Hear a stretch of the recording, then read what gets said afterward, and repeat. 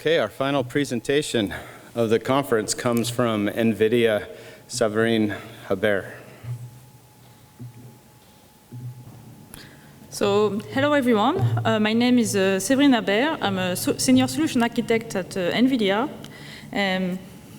For the last talk of the day, I'm going to talk about how to scale LLM inference on HPC and AI system. So I started to work on AI inference already like 8 years ago. And at that time, most of the teams I was working with would actually only think about how to train the model, how to pre-train, how to fine-tune on computer vision application.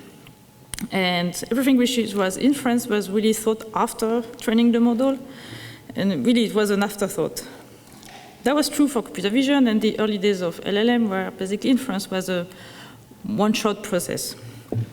That has changed a lot lately with the the PDF doesn't have animation. Can I have the PowerPoint? I only got the PDF. Oh, okay. It's a PDF. I have animation. Oh. Okay. There's supposed to be also some more. There's like basically two more waves where we have like the reasoning model and also agentic. That should appear. I think it's okay for the rest of presentation. Okay. I'm trying to think if I have more animation somewhere. Okay, we will see.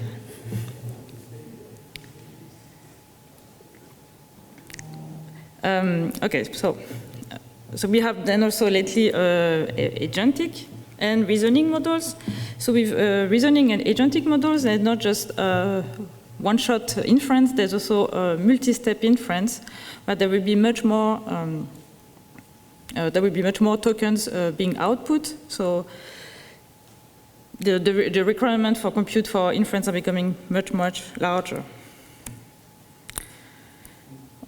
And that you can actually see in the workloads that in this case, it's from statistic from McKinsey for hyperscalers, that the workloads running on their system, like until this year was a majority training, but from already this year we'll get on par with, inference will get on par with training, and from next year there will be more inference workload running on their system than actually training.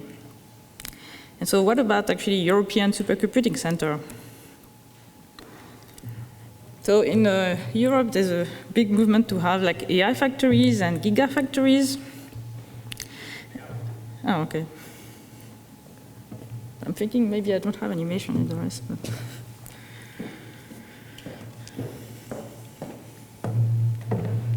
Google Drive.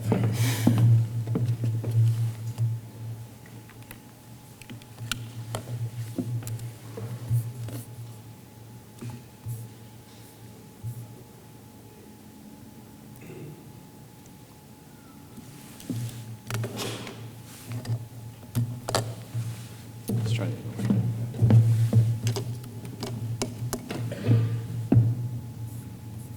Yes, I had some animation. Yeah. Quite important, actually. Yep. Stop it.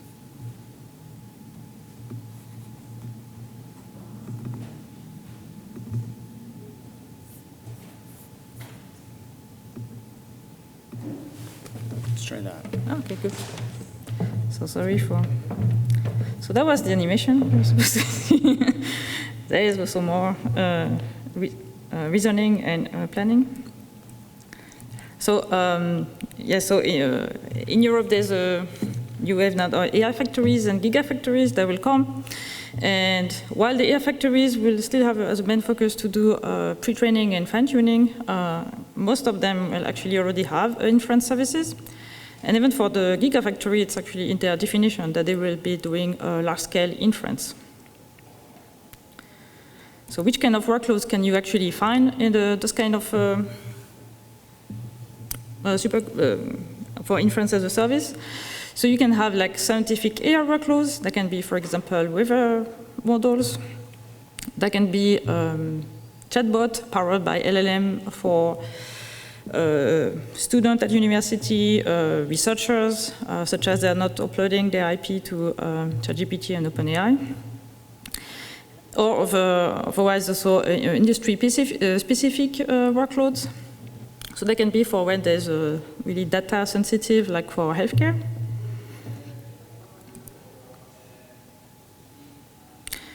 So we have seen that we have like those workloads, AI inference workloads, and really what makes them getting much more important now and really demands more compute. So there's the first factor, which is, you probably noticed the larger and larger models.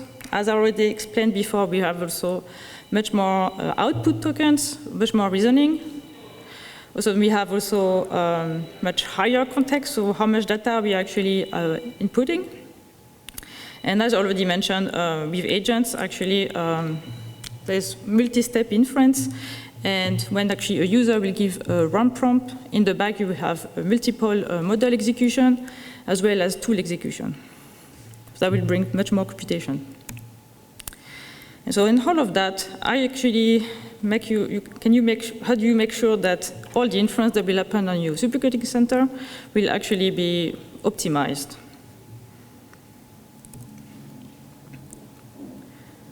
So first what you have to look at, first we will look at actually how big the models are getting at the moment. So for example, if we take a single B300 GPU, and you want to run a model that is in bfloat 16, so 16-bit precision, this actually can accumulate around 100 billion parameter model. And I have this graph here that showcase, does it work? Yeah. That actually showcase here with a threshold of like 100B, like the size of model. And we can see that was from the end of last year. Most of models that are released are actually higher this threshold, and this is particularly true with the mixture of experts model. So what we can see is that basically like all latest models are not fitting in a single even powerful GPU. So the first inference optimization that you can do is actually to take the same techniques that you would be using in during training, which is to use parallelism, so data parallelism and model parallelism. So you can use pipeline parallelism, tensor parallelism, context parallelism, expert parallelism. You can combine all those three. So that you can take from training. Okay, now we are going to move to actually inference-specific optimization. But for that, I prefer to start by going to a bit into the basics of inference, because the concepts are going to be used all along the presentation. So here, this is how LLM inference is happening. So you might have seen the animation. So the first phase is actually called prefill, and it is everything that is happening until up to the generation of the first token, so including the first token, which here is the word prefill. So here we have my user prompt, and after that the model will generate the word prefill, and everything until here is actually the prefill phase. So what this model doing is we load the user prompt, and then do the keys and the values computation for the attention matrices, and do the computation and generate the word prefill. So here's a lot of computation for matrices, so it is compute bound. After that, we do the generation of the next token, and this phase is called the decode phase. And the optimization that is done here is actually to use the computation done from the previous token. And for that, we are going to store the keys and the values generated for the previous token in memory, and we use that for the following one, and so on, and so on. And this technique is called the KV cache.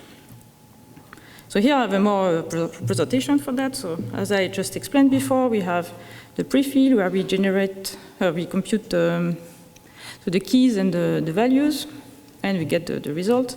We store the matrices in memory, and we are going to reuse them and just append the keys and the value vectors during the decode phase to generate the output token.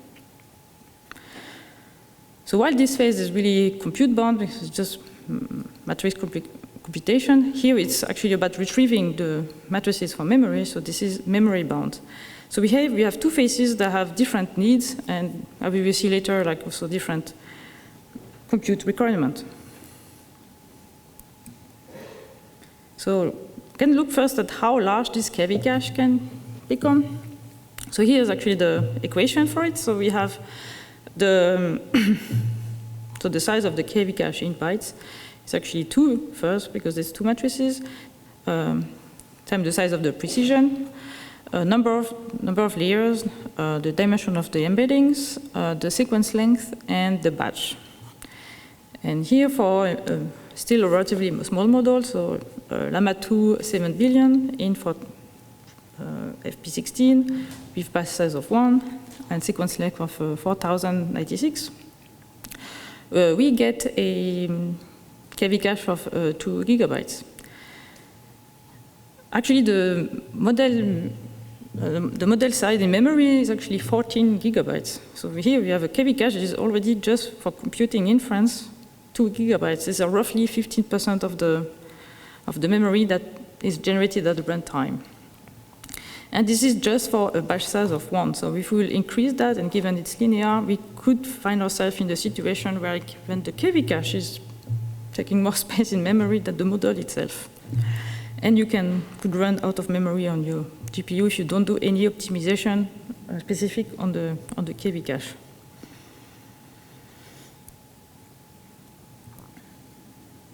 So first optimization is basically how do we actually reuse it even beyond the sequence? And that is actually called prefix caching.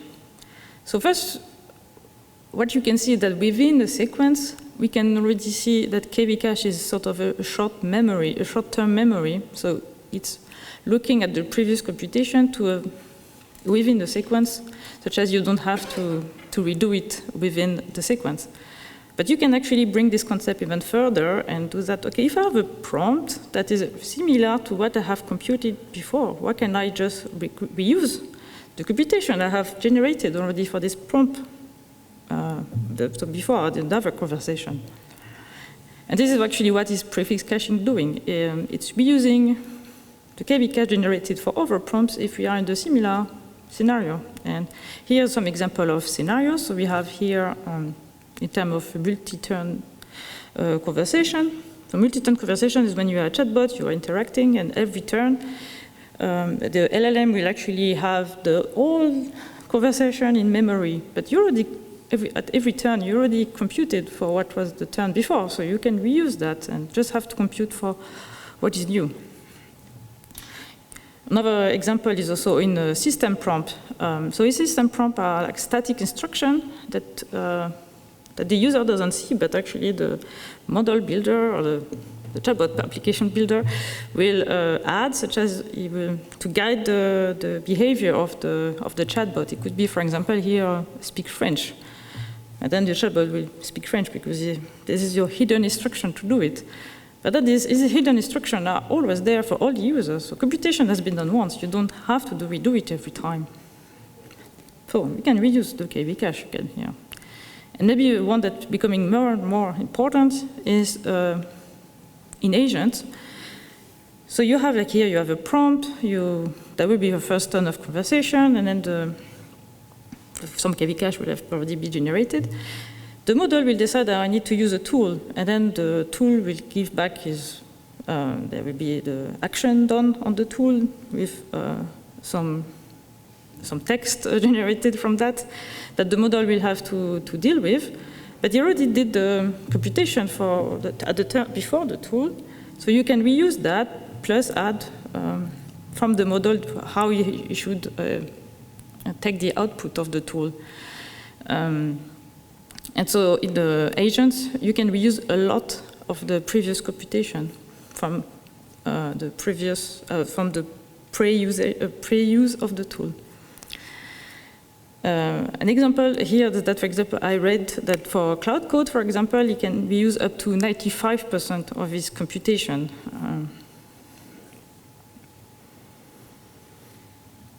Okay, so let's continue. So before deep diving actually to optimization that go across GPU, I will focus on the one that are a single GPU, because you need to start to work before running, so you have to make sure that we have that covered first. And we can basically put them into Severine buckets. So the first one is actually compression. We also have a serving execution strategy, and the last one is already one I just discussed, is actually prefix caching. And those concepts are actually very common in the ecosystem, so you can already find them in the different inference engines, such as like VLLM or TensorRT or SGLang. Okay, let's look at first model compression. So model compression is the fact to make the model smaller, so it can be in terms of size in memory, or really how to make the model smaller also in terms of parameters. So here the first technique, which is to quantize the model, so the action to make it go on lower precision. That will make it smaller in memory, or for pruning and distillation. So pruning will be to withdraw some layers, and distillation will be to have from a big model that you already have, and you want to create a smaller model. So you will actually teach the small model with the output of the bigger model. And at the end, it will actually converge to be it should be as good as the teacher model, while having a model that is much smaller. So you compress the bigger model in the end. So those two techniques are making the models that are smaller in terms of number of parameters. But I will focus now on just lower precision, because that's really an optimization that is easy to do. I will explain why. So what is the benefit of going lower precision? So first you have the weights and the tensor that occupy less space in memory. Of course, you will also have faster data movement, and particularly in our GPU, so there's much more T-flops when you are going lower precision, like NVFP4 or FP8. So here, for example, some numbers to showcase for NVFP4. So NVFP4 is a form of floating point 4 that is for 4 bits. And here, I showcase, so in the y-axis, it's how much has been lost or not, actually, in this case, versus the original model when you do quantization. So this is, for those two models here, nothing has been lost, so it's 100% similar in accuracy to the original model. So let's look here at the DeepSeek R1. We actually are at 2.5 times faster than the original model, while it had lost no accuracy. So here I didn't cover how to do quantization, but in the end, for a lot of models, you actually don't need to quantize yourself. That actually has been done by the community, or in this case also NVIDIA, but we have here, like a list of models that NVIDIA has quantized that are on GitHub. So there's, of course, some NVIDIA model, but also a lot of models from Model Builder, DeepSeek, Kimi. So first, particular for the latest GPU, it's good to check if there's a quantized version of the model. That is already, I would say, the easy win in terms of how to get the speed up for inference. So now the next optimization in terms of it's for inference serving. So for inference serving, so first one, the optimization is actually to use in-flight batching. So in-flight batching is a technique that will allow to get the GPU keep busy when you have like a lot of requests. So normally, when you are a static batch, you find yourself in this situation where you have multiple requests in the batch. During inference, sequence lengths can vary a lot during the different between the different sequence. And if you don't do anything, you will have to wait that the longest request is finished. But during this time, actually, the GPU will stay idle for the others. So in-flight batching will simply fill the idle GPU with a new request, making sure that for the attention calculation at the border here, there's nothing is being mixed. Another optimization is also to have a page KV cache. So that has been why VLLM was first famous for. So page KV cache is to have the KV cache in a non-contiguous memory, so that you can actually fit more on the memory. You can also use quantized KV cache. Then for another serving optimization is to use speculative decoding. So speculative decoding is really an old domain, actually, on its own. But one that I will actually focus now is one of the most familiar one, one of the more common one is target draft for speculative decoding. So we have a target model, which is the big model that we want to do inference with. What we will have is that we will also have a second model, so a draft model, which is smaller, often from the same family. So like it could be here a llama, but high number of parameters, and here a llama, small number of parameters. And we will just ask to this smaller model to generate the tokens. Here will be much faster to do it than this one, because it's smaller. And we will take those tokens and ask the target model to validate them in a single forward pass. And this is where actually the speedup is coming from, because this is the single forward pass. And if you are in scenarios where you have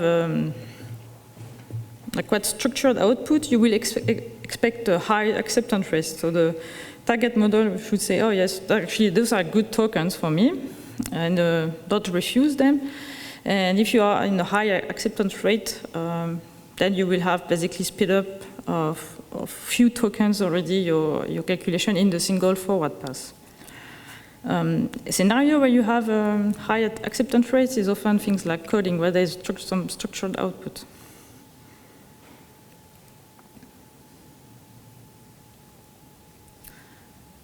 Another kind of, that was the example, so yeah, showcasing how fast can speculative decoding become. Okay, so there were also prefix caching for as optimization, but I already explained it before. So now I actually go to a distributed inference. So for distributed inference, well, I already showcased that the different phase for inference, for the different phases for inference. There's prefill, decode. Prefill is compute bound. Decode is memory bound. Which means that if you're running that on the same GPU, actually same nodes, but you apply same configuration on both, which is what we call a monolithic or aggregated setup, that will not be optimal. Like they need different configuration to be really performant each phases. So this is why in the community, in the research, for a few years already, there's this concept of disaggregated serving, which will split the two phases on different workers. So workers can be GPUs, can be nodes, and we have a transfer between of the KV cache between the prefill workers and the decode workers. And on each worker, we can actually have a different, so we can have a specific configuration. So for example, in decode, we can have a higher tensor parallelism, such as you can increase the memory bandwidth.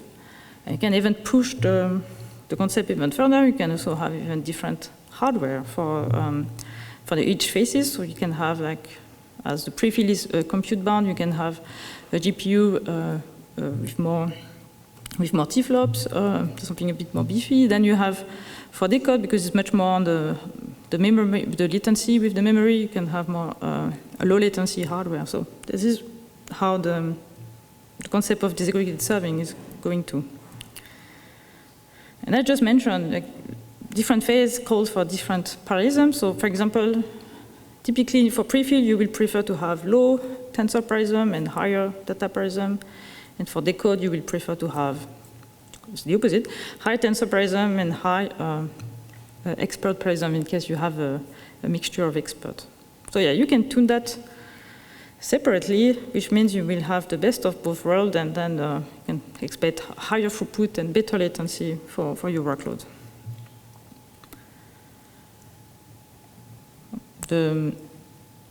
Something also to check for inference is actually it's not just, the workload can be really different also.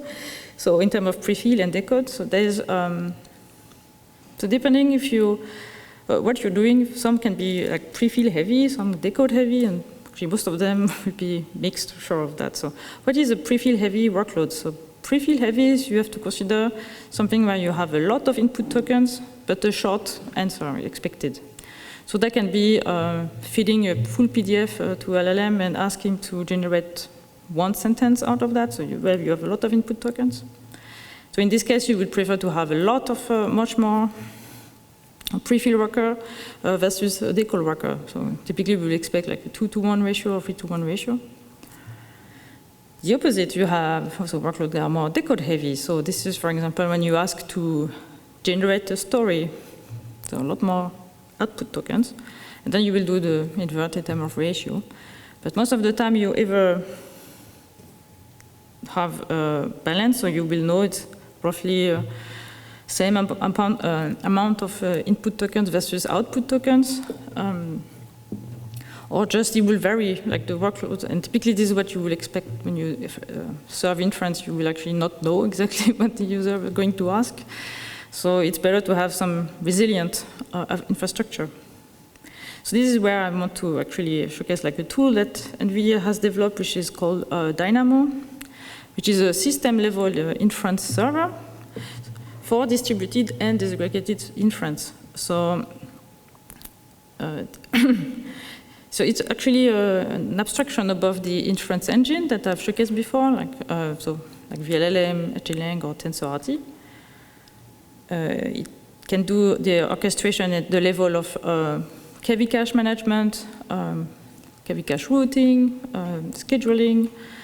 It's also very modular, so you don't have to take the whole package. You can just take the elements that is useful for your application. It can be just taking the disaggregated serving or taking the KV cache routing.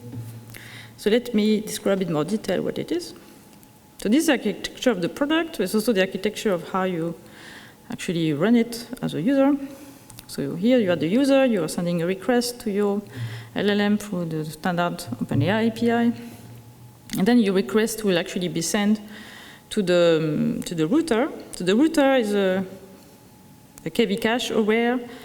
Remember the concept of prefix that I discussed before, but I'm going to enter more details next slides. So based on what you had already seen before, you will decide which worker is getting the request. So here will be a prefill worker that will do the prefill computation of the request. The data will be transferred through the data transfer engine. This is powered by the Nixel library, which is also an open source library to have a KV cache. So the KV cache being transferred efficiently between workers. And then so the KV cache is sent to the decode worker, and you have the full computation of the request already done, so you can give it back to the send it back to the user. The KV cache can remain on the memory of the GPUs of the workers, but they can also be offloaded to the different over memory hierarchy. So it can start from the CPU. So the host memory can also be from the SSD storage. And so for that, there's a KV cache manager that will know where it has put the different KV cache and how to retrieve it. And to check on top all of that, there is actually also a planner that will look in real time if there's a need to change the different amount of workers. For every element, I'm going to have one slide to explain it now. So let's first look at the benefit of having disaggregation. And this is a benchmark. for 2 nodes. So every single dot here is a different configuration. And what I mean by configuration is to have actually different, either tensor parallelism, pipeline parallelism, data parallelism. So you vary that and you get a lot of different points. And what we are looking here in blue is for when it's disaggregated, and orange is for aggregated. Aggregated is like this monolith where you will have to apply the same configuration on both faces. Disaggregated is the one you can have a specific optimization on each faces. And so what we are looking here is actually at this line, which corresponds to the most efficient configuration. Well, here I forgot to say that this is throughput, this is latency, and this is throughput. And here, this is the line of the most efficient configuration. So this is what we call the Pareto line. So if you are looking at the keynote of NVIDIA CEO, you will always see this Pareto line. This is actually how they are generated. So this is the Pareto line for both setup. And if you are going to see the two, so where the gap is at the widest, so 2 times. So we see that we can actually get a big boost by using disaggregation. So better latency and better throughput. What is also interesting to look is actually what is behind those 2 most optimal configurations. So, so here, if you are looking at one of the configurations that is close to this point here, it's to look that there's so it's TP8 and TP2, so tensor parallelism 8, data parallelism 2. While actually for prefill, it's TP2, TP4, and decode TP8.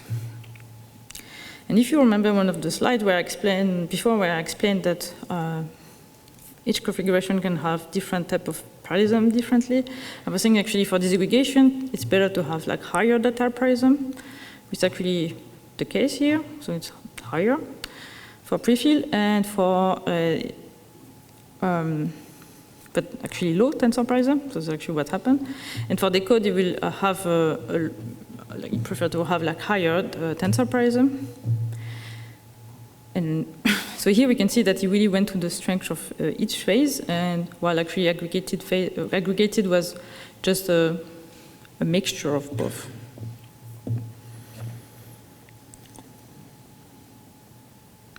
Okay, now let's go to the smart router. So in the smart router is it's a component that decides where a request will go. That it will actually do a computation based on the KV cache. So think of like the prefix. You will check if something has been already calculated from previous, turns or conversation before. And you will do a metric which is called the KV hit rate, which is basically the overlap between the prompts, the current request, and existing KV cache. And the workers that will have like the highest hit rate will actually get the request, even if that's actually the GPU that is the most busy at the time. Because the gain that you will actually have from having already the KV cache stored in memory on this worker will overweight the fact that it's actually busy. And see, for example, here we can see that it will accelerate the prefill phase, so with a time to first token that is 2 times faster.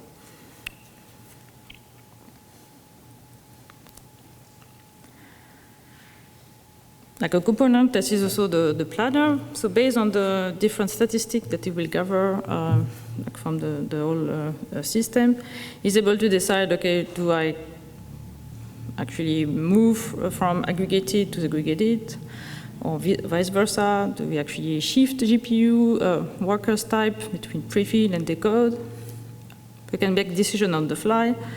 Remember my graph with like prefill heavy workload or decode heavy workload. So here you can basically adjust to that without us knowing really what's happening on what the user actually happening. So you don't have to tune manually. Another interesting one is how to the KV cache manager. So the first where you store the KV cache is on the GPU memory. You can also do it on the host memory, on the local SSD, and the network storage. And what you will go actually first is like you can keep much more of your KV cache than if you will actually just only have that. So I already explained, so KV cache can be seen as a very short-term memory within the sequence. Then you can also have it a short-term memory if you use it across a sequence. And here it can become actually like a mid-term memory because you are able to keep much more of it and not forget what happened in the chat like 10 turns ago. So you can keep much more of your memory. And what is actually a benefit of using that is also that storage also becomes cheaper as you go lower in the hierarchy. So here we have a use case where the baseline is the green one, not the most visible one. So where we have here the KV cache on the GPU memory and the host memory. But we want to have the deployment to be cheaper. So we want to use the local SSD for that. And if we don't pay attention and actually only transfer a small size of the KV cache, so for example here with the size 16, our time to first token just starts to explode, which is not great. So here it's not really taking the SSD at its best. So SSD is not really good with like a fast read and write. So it's better to it's not to, and having a small KV cache will really force it to have a lot of fast read and write. So I was not using the SSD as its best. So by changing the block of the KV cache that is being transferred to much bigger, we actually are respecting our SLO again, our metric again, while actually being 15 times in the total cost of actually ownership. So this is actually where having like different level of memories can be useful for keeping the KV cache. Okay, so here I want to mention I want to basically summarize by showcasing like the different strengths that we have seen for Dynamo. So if disaggregated serving, KV cache offloading, and KV cache aware routing. And to also summarize, so really where is Dynamo really shine at its best, but they are not requirements what I'm writing here. So it's when you will start to use tensor parallelism often. That means that your model is not fitting on a single GPU, where you have fluctuating traffic, where you have a lot of repeating requests. That's where you you will have like this prefix caching being used, where you want to keep a lot of history or memory, and also when you have really a lot of mixed workload that you don't know what's coming to your application. But in the end, what I'm writing here is really what you will expect on any inference service. So you will not know what will be the request of your users. You will want to keep history. So this is really quite representative of also what you will have on an inference service. I want to add here also a neat tool that we have alongside Dynamo, which is called AI Perf. So it doesn't have to be used with Dynamo at all. So it's actually a client-side benchmarking tool that allows you to benchmark any endpoint and to have, for example, time to first token, inter-token latency. So you can see here like all the different metrics. And you can use that against any OpenAI or compatible inference endpoints. So that means a VLLM endpoint you have added on your cluster, Dynamo, NIMS, also Triton inference server. So I just wanted to showcase that here. Okay, here I have basically mentioned a lot of different inference optimization, but they are just part of the small story for inference services. So here I'm going to go showcase the bigger picture to close on my presentation. So here, basically, this is how I've seen so far most of the inference services being deployed different supercomputing centers. So you have like the user, you will have like the gateway. There's different solution for that. So Envoy, AI Gateway, K-serves, like several different ones. You have like Inference engine serving, like I mentioned, like different tools already today, Dynamo with Inference engine underneath.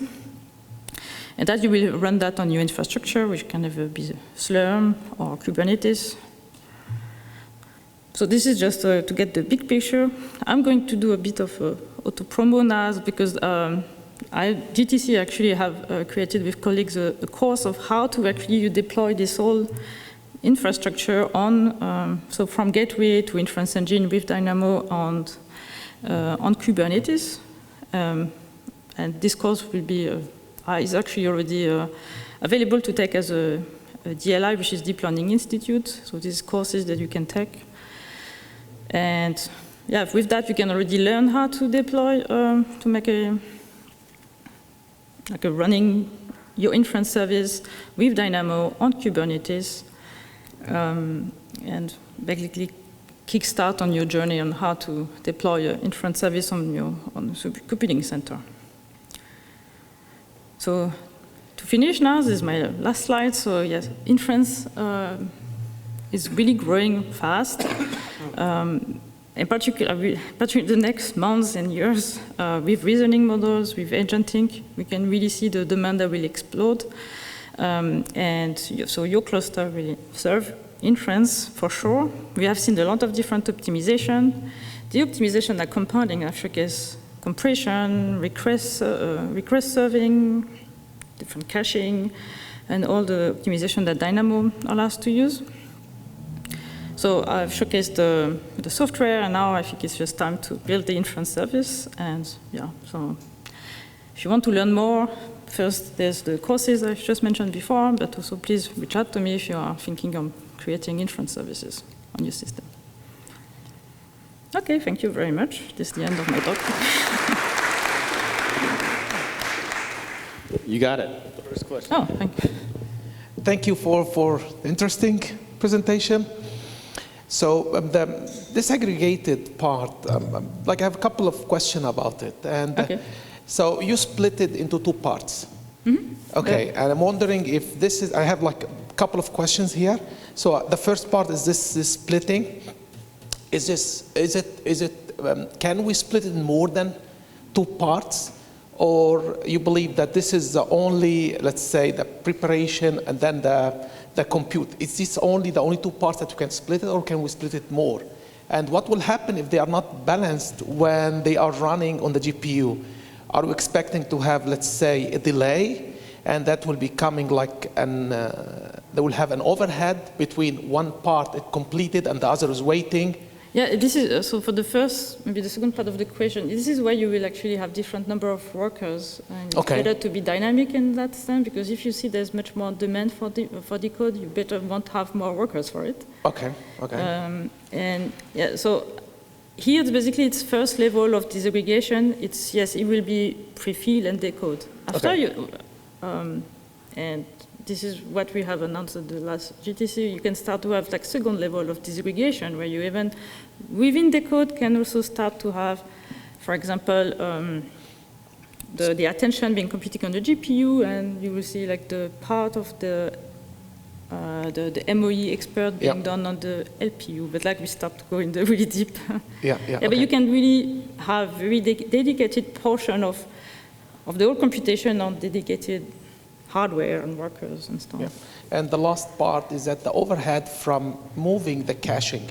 So do you believe that NVLink here is a must, or moving the caching between GPUs that could go also over a non-NVLink, let's say, interconnect to be able? And what's the impact there if we have an NVLink or we don't have NVLink in moving the caching? So it does help. So there's definitely an overhead as soon as you're going out of the node. And this is often what you see, in particular for the large-scale inference. I think this is really one of the best use cases of this, so NVL72, when you have really the large domain for. Okay. It's often because, as soon as you are not using NVLink, then. Okay, thank you. But still, it is definitely usable. Yeah. Okay, thank you.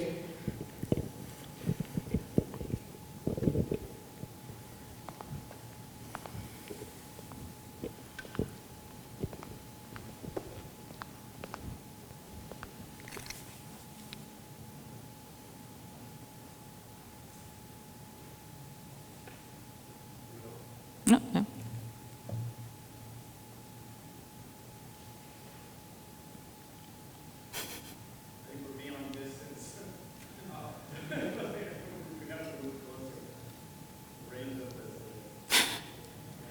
Can just move to the front. Oh, Yeah, that was not so much. short. Okay. Thank you for your presentation. I have a question more related to the later part of the presentation when you were giving a brief overview of the architecture of our inference service. For what I have seen in the software that's available to manage inference in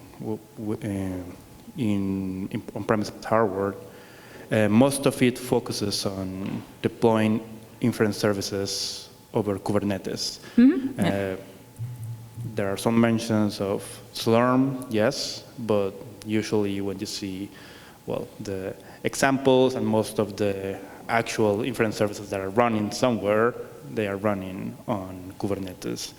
Nonetheless, a lot of, well, HPC infrastructure is behind Slurm, right? And even when you were mentioning the class, this course that is available at NVIDIA is also about Kubernetes. For Kubernetes, but Dynamo works with Slurm. It just happens this class is Kubernetes. Yeah, I guess my question is, how do you see that part of this ecosystem? Do you think we're going to see more support from the different inference engines, or that people are going to try just, okay, let's just dedicate some part of our hardware for this Kubernetes cluster, and that's it. We use Kubernetes to deal with inference, and we leave Slurm for training. How do you see this evolving in the next few months and years? Yeah, so far I've seen a lot of those hybrid, so where we, like we said, the Supercomputing Center had historically the Slurm partition, and as experimentation, we'll go more and more to have a Kubernetes cluster, to particular going for inference. And I think, in particular, all the tools for inference services are first thought in mind with Kubernetes. So really to go in production in the end, it will be on Kubernetes. But people are basically doing slowly this transition. Either they really have a fully Kubernetes cluster for a dedicated cluster for that, or a hybrid for now. This is actually why I made this slide like this, because it's the situation now.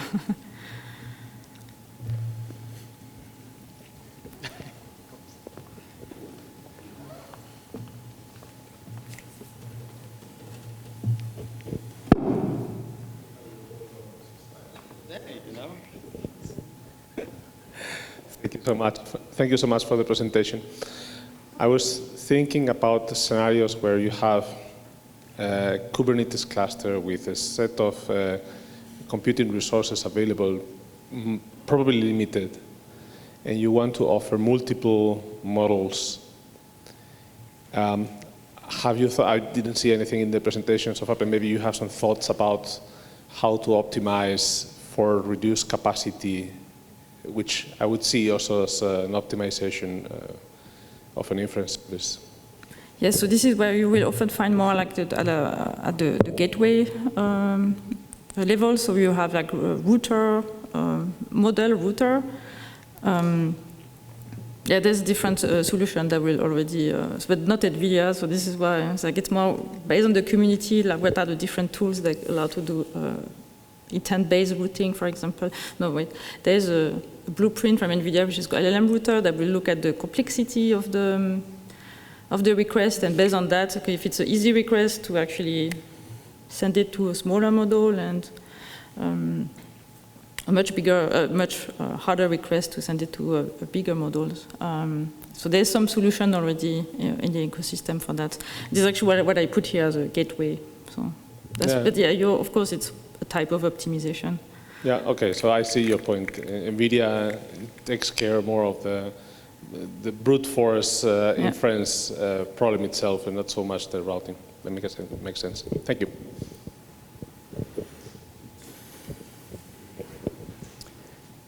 Okay, thank you.